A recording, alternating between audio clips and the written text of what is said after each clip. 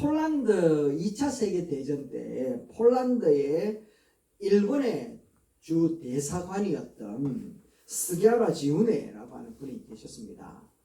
갑자기 어느 날 새벽에 그 공관 그 사무실 앞에 그 유대인들이 가득 모여 있는 겁니다. 그러니까 폴란드 그 독일의 그 비밀 경찰 부대가 유대인들을 잡아서 죽이는 그런 상황에 있으니까 이 사람들은 결사적으로 일본 공사관에 찾아와 가지고 그 비자를 내어달라. 그래서 일본으로 넘어가서 좀 살려달라. 이렇게 청했답니다. 그러니까 이분이 이제 스갸라 이분은 비자 발급을 허락해달라고 동경에다가 전화를 했는데 동경에서는 계속 거부를 하는 겁니다. 3번씩이나 거부하는 겁니다. 그래서 이제 고민하기 시작을 했죠. 하나님 앞에 내가 어떻게 해야 될 것인가. 정말 내가 일본에서 이야기하는 그 명령을 따라서 출세의 가도를 달릴 것인가. 아니면 하나님의 편에 서서 이 생명을 구하는 일을 선택해야 될 것인가. 고민을 하다가 그 밤에 결정을 합니다. 그리고 밤새도록 이제 그 유대인들을 위해 가지고 그 손수 비자를 만들고 도장을 찍기 시작을 합니다.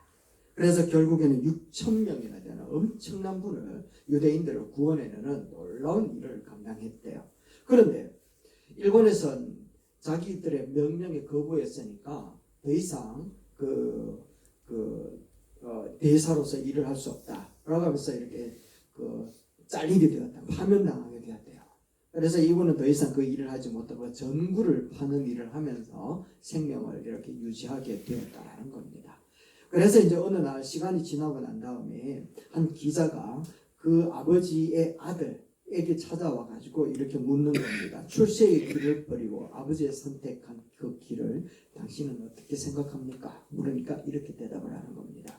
저는 아버지가 성공한 인생을 사셨다고 믿습니다. 왜냐하면 하나님께서 저희 아버지를 필요로 하실 때 아버지는 옳은 일을 선택하셨으니까요.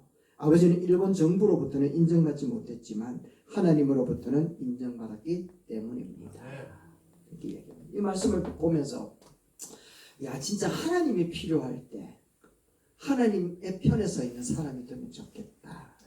그러면 하나님이 참 인정하시겠다. 이런 생각이 들었습니다.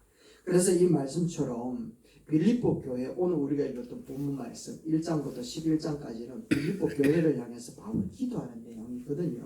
특별히 11절 말씀에 보면 이렇게 기록되어져 있어요. 같이 한번 읽어볼까요? 시작. 예수 그리스도로 말미암아 너희의 열매가 가득하여 하나님의 영광과 찬송이 되게 하시기를 원하노라. 아멘.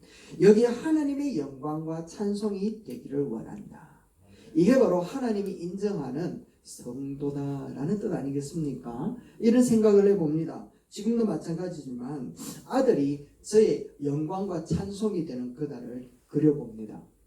그것은 아들로 인해 가지고 아버지가 인정한다라는 뜻이잖아요. 마찬가지로 하나님의 영광과 찬송이 된다는 것은 하나님의 인정을 받는 것이다 라고 하는 것을 볼 수 있습니다. 자, 그렇다면 이 빌립보라고 하는 이 교인들에게 바울이 이렇게 인정받기를 원하면서 기도하는 그 내용들을 보면 어떻게 하면 인정을 받을 수 있을까? 이렇게 해서 인정받는 그런 교인들이 되었으면 좋겠다 하는 내용이 기록되어져 있습니다. 우리 오늘 이 시간 예배하는 여러분들이 이 빌립보 교회를 향해서 기도하는 바울의 기도 내용을 통하여 우리들이 하나님 앞에 인정을 받는 그런 성도로서 우리가 우뚝 설 수 있는 귀한 시간 되시기를 주의 이름으로 축원합니다. 첫 번째 글은 뭐냐? 이 부분입니다. 같이 한번 읽어봅시다. 시작. 복음을 위한 일에 함께하는 정신이 필요합니다. 복음의 일에 함께해야 된다라고 얘기를 하는 거죠. 빌립보서 1장 5절 말씀 보세요. 시작. 너희가 첫날부터 이제까지 복음을 위한 일에 참여하고 있기 때문이다. 아멘. 복음을 위한 일에 참여하고 있대요. 저는 여러분들이 복음을 위한 일에 참여하고 있는 줄로 믿습니다. 아멘. 정말 귀한 역할을 해요. 다음 주에 우리 교회에서 하는 역할들을 영상을 만들어서 우리 함께 보는 시간이 있을 겁니다. 보면 이러는 걸 제가 대표가 되어서 하지만 하나님이 보실 때는 제가 대표가 아니라 여러분들이 그 이름이 다 함께 기록되어져 있을 줄로 믿습니다. 아멘. 빌립보 교회는 바울이 환상 가운데 넘어가 그러니까 아시아로 복음 전하려고 하다가 하나님이 복음의 길을 급하게 막으시고는 유럽으로 넘겼거든요. 지도 한번 보여주실래요? 이렇게 넘어갔단 말이죠. 환상 가운데 보여주셔서 빌립보로 넘어갔는데 그곳에는요 로마 군인들이 그러니까 퇴역한 로마 군인들에게 허락한 땅이 바로 이 마게도냐 빌립보 지역이었어요. 그러니까 유대인들 10명만 모이면 회당을 지을 수 있는데 유대인이 흔적이 없을 정도로 로마 군인들과 로마 정부와 로마의 세력들이 장악하고 있었던 지역이 바로 저곳입니다. 그곳에서 바울이 환상 가운데 넘어갔다가 이제 루디아라고 하는 그 옷감 장사를 만나잖아요. 그리고 그 지역 집에서 복음을 전하면서 근근히 교회 역할을 하는데 바깥에서 귀신 들린 여자를 치유하면서 억울하게 감옥에 갇히게 됩니다. 뭐 죽을 만큼 두들겨 맞다가 그 감옥에서 찬양과 기도를 통해 가지고 하나님이 그 간수를 예수 그리스도를 믿게 만들죠. 그리고 난 다음에 그 빌립보 교회에 그 개척하는 데에 주요 멤버로서 그들을 세워나가는 그런 바울의 눈물과 헌신과 또 수고와 아픔이 있었던 교회가 바로 빌립보 교회입니다. 그 빌립보 교회로부터 들려오는 소식이 무엇인가 하면 그 시작되어졌던 그때부터 바울의 복음 사역에 함께 동참했다라는 거예요. 그러니까 바울이 지금 감옥에 갇혀서 로마 감옥에 갇혀 있는데 빌립보 교회로부터 들려오는 소식을 들어보니까 바울이 떠나 있었던 그 한 5년 6년이 지난 다음에도 빌립보 교회가 든든하게 써가고 있더라는 겁니다. 오히려 복음에 함께 동참하여서 시작되어진 그 걸음을 멈추지 않고 계속해서 함께하고 있다는 거예요. 그러니까 너무너무 기뻤다라는 거죠. 여러분 복음에 동참하는 그 길은 바울을 기쁘게 하는 뿐만 아니라 우리 하나님께도 영광이 되는 줄로 믿습니다. 아멘. 그래서 7절 말씀에 보니까 이렇게 이야기를 하고 있는 것을 우리에게 보여줘요. 나의 매임과 복음의 변명함과 확증함에 너희가 다 나와 함께 은혜에 참여한 자가 되었다. 어디에 참여했다고요? 은혜에 참여했다라고 얘기를 하는 겁니다. 은혜에 참여했다라는 것은 하나님의 영광에 참여하였다라고 하는 말이라는 거죠. 복음에 참여할 줄 아는 교회라면 하나님께서 인정하는 성도라고 우리가 볼 수 있지 않겠습니까? 베트남 월남전에서 베트남 그 난민들하고 메뚜기 같은 그 난민들하고 정말 코끼리 부대와 같은 미국하고 전쟁이 붙었습니다. 그런데 세계의 모든 나라는 미국이 승리할 것이라고 생각을 했는데 그 기대와는 반대로 베트남이 승리를 하지 않았습니다. 승리하게 되어진 비결이 뭐냐라고 많은 사람들이 연구를 해보니까 호치민이라고 하는 저 양반이 붙들고 있었고 국민들에게 가르쳐왔던 삼꿍이라고 하는 정신으로서 가르쳤다라는 겁니다. 첫 번째 정신이 뭔가 하면 꿍아, 제가 이렇게 하는 거 베트남 사람 같습니다. 그냥 꿍아 뭐라고요? 함께 산다. 그 다음에 꿍안 함께 먹는다. 그리고 세 번째는 꿍땀 이렇게 함께 일한다. 이 세 가지 정신이 결국에는 베트남이 똘똘 뭉치게 만들어서 미국을 이기게 만들었다는 것 아니겠습니까? 여러분 마찬가지로 그리스도인이라고 하면 복음에 함께 할 때 거기에 능력이 나타나는 줄 믿습니다. 그럴 때 우리 하나님이 기뻐하신다라는 거죠. 여러분 크리스찬이라고 하는 것의 뜻이 뭔지 아십니까? 크리스찬 뜻이 뭡니까? 예수 믿는다 이런 뜻이 아니라 나는 예수님의 편입니다 이런 뜻입니다. 크리스찬은 누구의 편이라고요? 나는 하나님 예수님 편입니다 이런 뜻이거든요. 그래서 이 예수님이 편이 되어야 세상과 마귀를 싸워서 이길 수 있지 않겠습니까? 우리는 누구 편이라고요? 예수님 편. 예수님 누구 편이요? 우리 편. 그러니까 우리가 한 팀이 되어져 있는 이런 부분으로 나아갈 때 하나님께서 인정해 주지 않을 수가 없다는 걸 얘기하는 겁니다. 자, 그래서 우리가 하나님의 편이라는 것을 드러낼 수 있는 가장 큰 증거는 뭔가 하면 복음에 참여하는 것이에요. 여러분들이 복음에 참여하는 데에 더욱더 적극적으로 헌신하고 충성하는 여러분 되시기를 주의 이름으로 축원합니다. 아멘. 두 번째는요. 같이 한번 읽어볼까요? 시작. 달란트를 가지고 선한 것을 잘 분별하여 행하는 신앙인이 되어야 합니다. 아멘.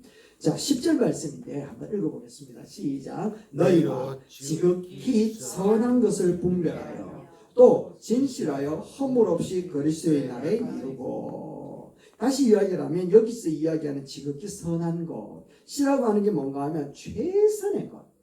정말 중요한 것을 이야기하는 거거든요. 그래서 정말 최선의 것, 진짜 좋은 것이 뭔지 잘 분별해라, 잘 연구해라, 잘 조사해라, 잘 바라봐라 라고 하는 이런 얘기를 하고 있다라는 겁니다. 그래서 지극히 최선의 것이 무엇인지 잘 연구하여서 진실하고 허물이 없는 그런 성도들이 되어야 된다라고 얘기를 하고 있어요. 그런데 그렇다면 우리가 무엇으로 이것을 잘 분별할 수 있는가 하면 9절에 나와 있는데, 여러분 9절을 여러분 여기에는 안 나와 있습니다만 9절에 이렇게 기록되어져 있습니다. 내가 기도하는데 너희 사랑을 지식과 모든 총명으로 점점 더 풍성하게 하사. 여기서 이야기하고 있는 지식과 모든 총명이라고 하는 이 말이 바로 통찰력, 재능, 달란트 이런 뜻을 얘기하는 겁니다. 그래서 다시 이야기하면 우리가 가지고 있는 이 달란트를 가지고 최선의 것이 무엇인지 잘 분별해 가지고 우리의 삶의 모습이 그리스도의 날에 이를 때까지 진실하고 허물이 없는 모습으로 살아간다. 그리하면 하나님 앞에 인정받게 될 것이다 라고 얘기를 하고 있다는 거죠. 자, 여러분들은 달란트를 가지고 최선의 것이 무엇인지 잘 분별하고 계십니까? 아멘. 아멘 할 줄 알았는데 다시 한번 더요. 여러분들의 달란트를 가지고 최선의 것이 무엇인지 잘 분별하기를 주 여러분을 축원합니다. 아멘. 그런데 문제는 뭔가 하면 여기서 달란트가 뭔지 우리는 늘 헷갈려요. 여러분들의 달란트는 뭡니까? 여러분의 달란트는 뭐냐? 오늘 우리가 잘 정리해서 이 달란트를 가지고 잘 분별해내는 저 여러분 되시기를 바랍니다. 달란트 비유에 가서 우리가 생각을 한번 해보자라는 거예요. 달란트 비유에 가보니까 주인이 이제 여행을 떠날 때에 종들을 불러옵니다. 그리고 그 종들의 재능을 따라가지고 달란트를 맡기잖아요. 그러면 이 종들은 그 달란트를 받아가지고 각기 가가지고 최선을 다해서 일을 합니다. 그 얘기를 하는 게 아니라 한 달란트 받은 자가 와서 그 주인한테 어떤 평가를 받고 그가 주인한테 어떤 결과를 맞이했느냐라고 하는 것을 보면 우리가 달란트가 뭔지 재능은 뭔지 이걸 알 수가 있다라는 겁니다. 한번 생각을 해보십시오. 주인은 종의 재능을 알아보고 달란트를 맡겼잖아요. 그런데 자기의 재능을 자기는 알았을까요? 몰랐을까요? 몰랐다. 그러니까 그 달란트를 어떻게 했는가 하면 묻어버렸죠. 그리고 주인은요, 이 종한테 달란트를 맡기면서 기대를 했단 말이죠. 그런데 종은 달란트를 받아들고 주인을 한 번도 기대하지 않습니다. 그리고 마지막 세 번째 보면 주인은 종에게 달란트를 맡겼는데 한 달란트 받은 종은요, 주인한테 아무것도 맡기지를 않습니다. 그렇지 않습니까? 달란트, 재능, 여기에서 종들을 주인이 부를 때에 택하여서 종을 부른 게 아니라 종을 부를 때는 그냥 막 선택하여서 불렀다라는 겁니다. 다시 이야기를 하면 특별한 종이 아니라 일반 종을 불러가지고 그에게 재능을 따라서 달란트를 맡겼다라고 하는 것이죠. 이는 다시 이야기를 하면 특정한 누군가에게 달란트를 준 것이 아니라 우리 주님은 예수 믿는 자들에게는 모두에게 달란트를 줬다라고 하는 것을 이야기하고 있다라는 거예요. 그렇다면 중요한 것은 내 재능이 무엇인지 잘 모르고 있다는 것이 가장 큰 문제이지 않겠습니까? 한 달란트 받은 종처럼 자신의 재능을 몰라보고 주인이 맡긴 달란트가 오히려 우리에겐 짐이 된단 말이죠. 주인이 맡긴 달란트가 오히려 우리에겐 부담이 되고 스트레스로 다가올 때가 많단 말이에요. 그와 같은 모습으로 서 있다면 우리는 참 곤란하지 않겠나 싶은 생각이 듭니다. 구약으로 넘어가 보면 사울이라고 하는 사람이 있었습니다. 이 사람은 왕이 되는데요, 처음 이스라엘 백성들은 하나님을 향하여서 왕을 달라고 막 쪼르기 시작을 합니다. 우리에게도 힘 있는 왕이 필요합니다 라고 이야기를 하니까 사무엘은요, 하나님 앞에 기도하면서 저들이 왕을 원합니다 라고 얘기를 해요. 그래서 사무엘과 함께 하나님은 이스라엘 백성들의 요구를 따라서 왕을 주는데 누구를 줍니까? 사울을 부릅니다. 그리고 사울을 불러가지고 네가 왕이 될 상이다 라고 이야기를 하니까 사울은 하는 말이, 내가 어떻게 왕이 됩니까? 나는 지극히 작은 지파 중에 작은 사람입니다 라고 이야기를 하면서 왕이 된다라는 것이 사울에게는 큰 짐이었고 부담이었고 스트레스였습니다. 그때 그 고백했던 말을 한번 볼까요? 시작. 사울이 대답하여 이르되 나는 이스라엘 지파의 가장 작은 지파 베냐민 사람이 아니니까 또 나의 가족은 베냐민 지파 모든 가족 중에 가장 미약하지 아니하나이까 당신이 어찌하여 내게 이같이 말씀하시나이까. 아멘. 하나님이 이 사울을 부를 때 사울의 재능을 알아보고 달란트를 맡기려고 불렀단 말이에요. 그런데 이 사울은 오히려 그것이 짐이 되고 스트레스가 된다고 지금 얘기를 하고 있단 말입니다. 시간이 지난 후에 사울은 무리들이 보는 앞에서 사무엘이 기름을 붓습니다. 그리고는요 왕을 세웠어요.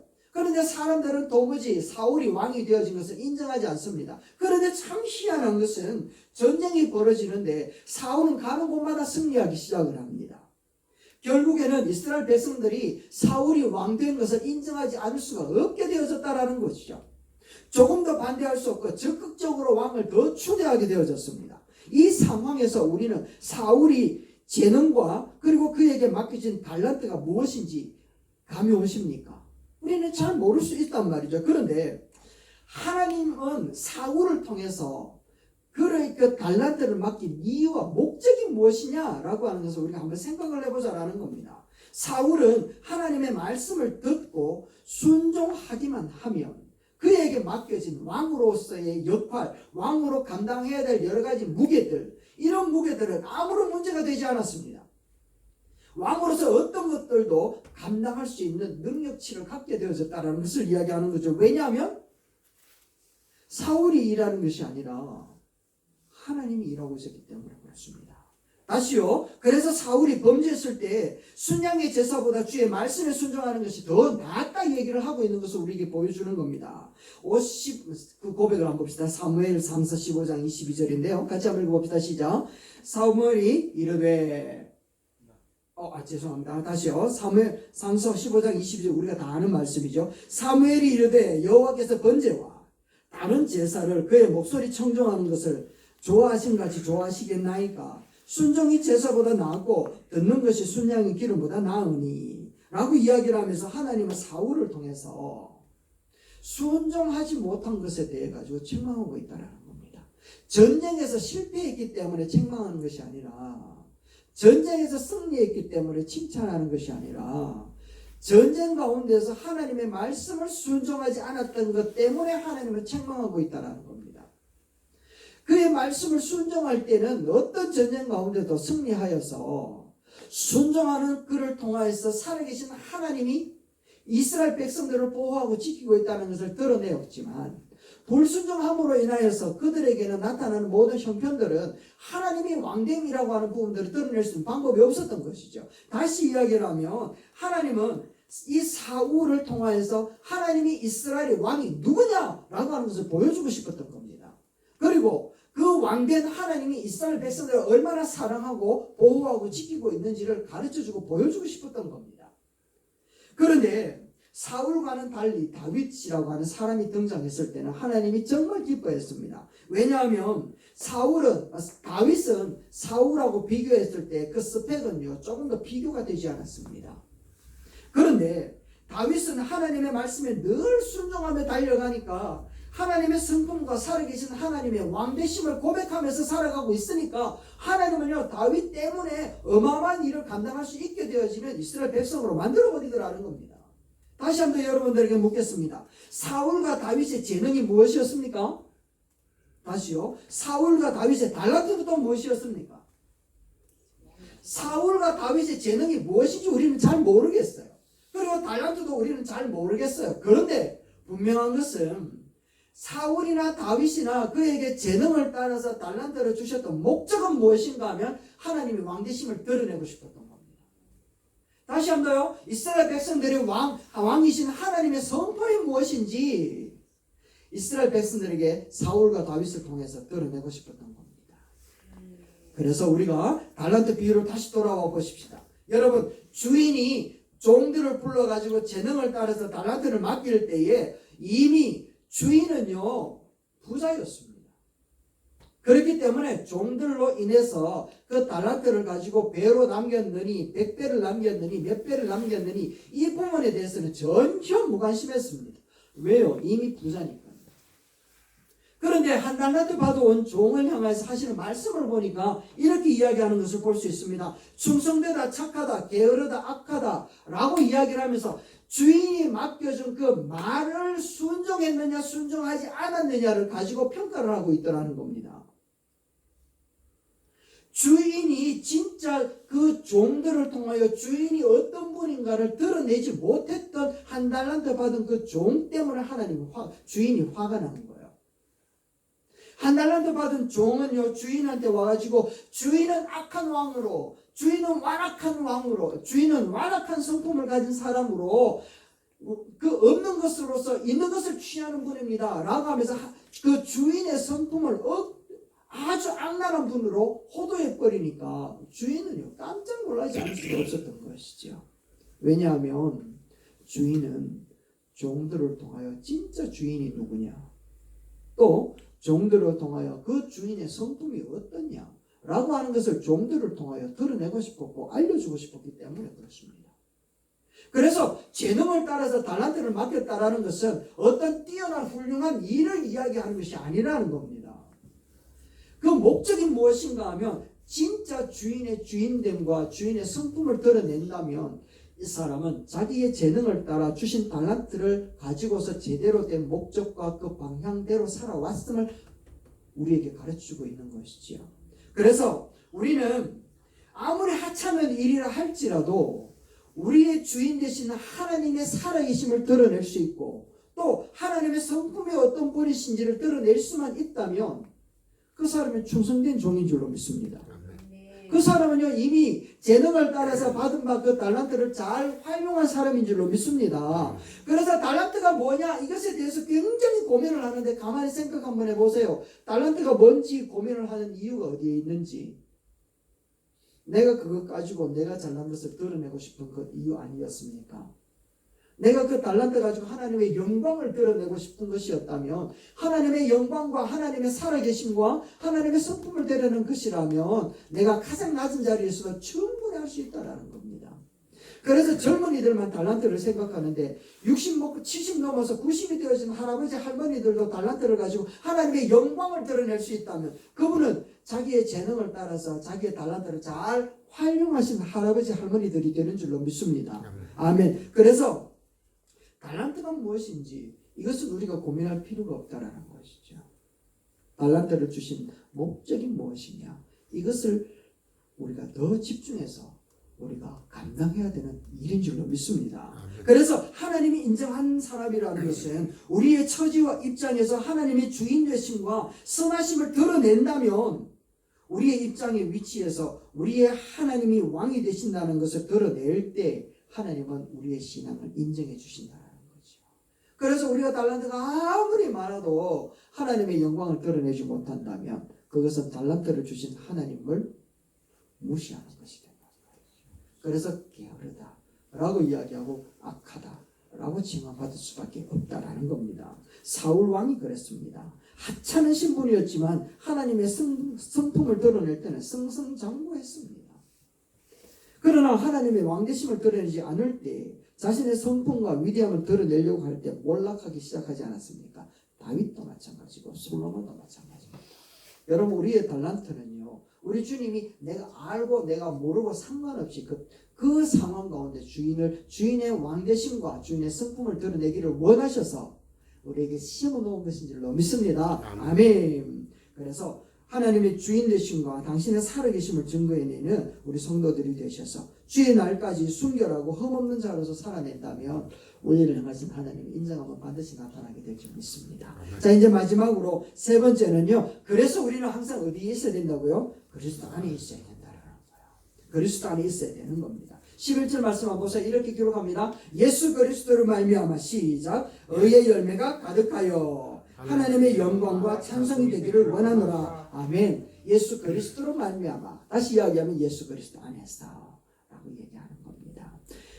아라비아 로렌스라고 하는 영화에 보면 사막에 살고 있었던 베두인 민족이 그 도시 수도꼭지에서 물이 펄펄 흘러서 이제 펑펑 쏟아지는 것을 보고 너무 신기해가지고 몰래 수도꼭지를 훔쳐가는 장면이 있지 않습니까? 그리고는 사막에다가 꽃 갖다 꼽았는데 물이 안 나오는 겁니다. 그래서 왜 안 나오냐고 막 그렇게 부르짖는 장면이 영화에 나옵니다.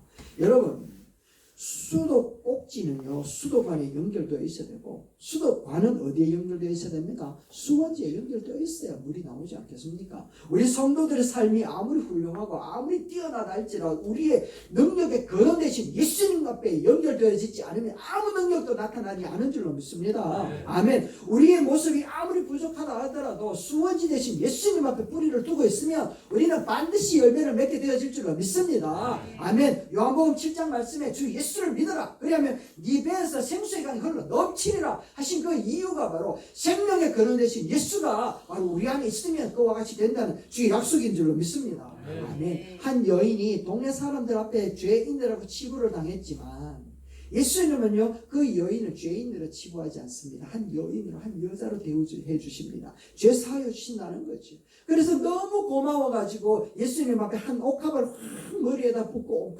다리에다 부으면서 예수님을 기념했습니다. 그러니까 사람들이 전부 다 손가락질 하는 겁니다. 가난한 사람에서 팔아가지고 좀 베풀고 나누며 살지. 그러니까 예수님이 뭐라고 이야기하는가 하면 이런 말씀하는 겁니다. 같이 한번 읽어봅시다. 시작. 내가 진실로 너에게 이르노니 온 천하에 어디든지 이 복음이 전파되는 곳에서는 이 여자가 행한 일도 말하여 그를 기억하라 하시니라. 아멘. 2000년이 지난 지금도 그 여인의 일이 지금 이야기가 되고 회부되고 있지 않습니까, 여러분? 예수 그리스도 안에서 하는 일이라면 그것이 아무리 보잘것없는 죄인의 우리들의 형편이라 할지라도 그것은 온 천하 어디든지 전거되어지는 하나님의 복음의 능력이 될 줄로 믿습니다. 아멘. 그렇지만 그리스도 안에서 행하는 일이 아니라면, 주님의 말씀과 뜻과 상관없는 일이라면 우리 주님은 그것 아무 소용없다. 내게 무슨 유익이 있느냐라고 얘기한다라는 거예요. 마지막 때가 되어지면 귀신을 내가 예수 이름으로 내어 쫓았습니다. 내가 귀신들로 인하여서 병을 가진 사람들을 내가 병을 고쳐주었습니다. 내가 예수 이름으로 천사의 방언을 하였습니다. 라고 이야기한다 할지라도 아버지의 뜻대로 행하지 않는 것이라면 무슨 소용이 있겠느냐 하는 그런 일들이 일어나게 되어 있다는 것이죠. 그래서 하나님 앞에 인정받는 모든 일들은 어디에 뿌리를 두고 있어야 된다고요? 그리스도 안에서. 주님 안에서 일을 감당할 때 여러분 주님이 반드시 우리를 인정하여 주실 줄 믿습니다. 말씀을 맺겠습니다. 우리의 신앙의 모습들이 하나님 앞에 인정받는 신앙의 모습이 아니라면 우리의 수고와 우리의 헌신이 무슨 소용이 있겠습니까? 우리의 작은 수고, 우리의 작은 눈물, 작은 헌신이 모든 것이 하나님 앞에 인정받는 그 모습이 되기를 원합니다. 그러기 위해서는 우리가 첫 번째는요, 복음 사역에 우리가 함께 하려고 하는 그런 마음과 자세가 있어야 되는 것이죠. 그리고 두 번째는 내게 맡겨주신 그 재능과 달란트가 무엇인지는 모르지만 그러나 나의 삶의 모든 영역들에서 하나님의 살아계심과 왕되심을 선포하고 드러낼 수 있는 그 일들을 우리가 감당해 나아간다면 그것이 바로 우리의 재능이요, 그것이 바로 우리의 달란트인 줄로 믿습니다. 그래서 이 일들을 감당하기 위해서는 우리는 모든 것이 그리스도의 말씀 안에서, 그리스도의 능력 안에서, 그리스도의 성품 안에서 감당해야 되는 것입니다. 그리스도 안에서 우리들이 감당해 나갈 때 우리의 모든 삶이 주께서 인정해 주시는 그런 신앙의 모습이 될 줄로 믿습니다. 아멘. 기도하겠습니다.